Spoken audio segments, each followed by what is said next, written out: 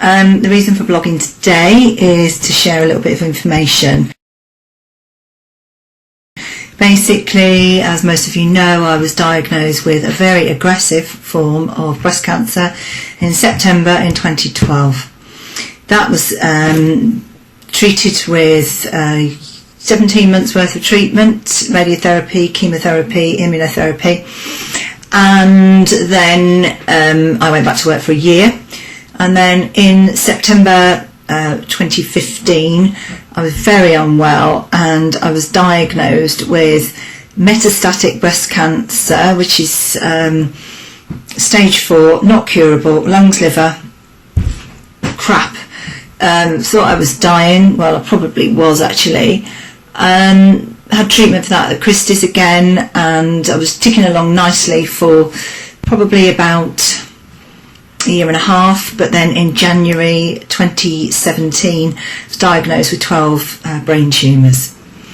Now that was the most devastating part of my entire life, and I thought, that's it's curtains for me, because basically once it's spread to the brain, breast cancer the prognosis is not good and treatments don't work so well, especially if you've got more than one, and I had 12 tumours. So I started on treatment. I had stereotactic radiation to my head, targeted radiation, a metal frame screwed on, and gamma rays, about 200 of them, into the centre of each tumour, that dissipated out, leaving the normal brain tissue alone.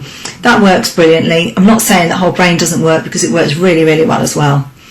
And you can always have this as a mop-up, but people don't understand that they can have gamma knife treatment for brain tumours with breast cancer. They're not always given the choice, but it can be used either before or after whole brain radiation, and it's always worth knowing about and asking about, pushing as well, because they told me no and I got it.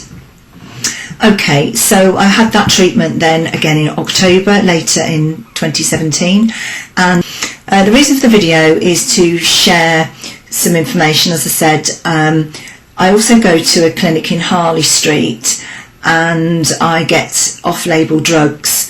Now these drugs are repurposed. They're normally used for things like diabetes, treating worms, antibiotics, but these can help to slow the metabolism of cancer down. And they work pretty much by the metformin reduces the amount of insulin in the blood, so that helps to starve the cancer and changes the way it metabolises. And metformin also affects stem cells. Now stem cells are what proliferate and grow to grow new tumours, and a lot of chemos don't sort of affect the stem cells, so they get rid of the tumours, but you still got these stem cells going around, and these stem cells then develop again, so the cancer keeps coming back. So that obviously will help with that. Then the mebendazole, that helps with angiogenesis, the formation of the new blood vessels, so that is another way in which it attacks the cancer. And the antibiotics and then the statins as well, they all have a different effect on the growth cycles and metabolism of the cancer. The Care Oncology Clinic in London do not advertise.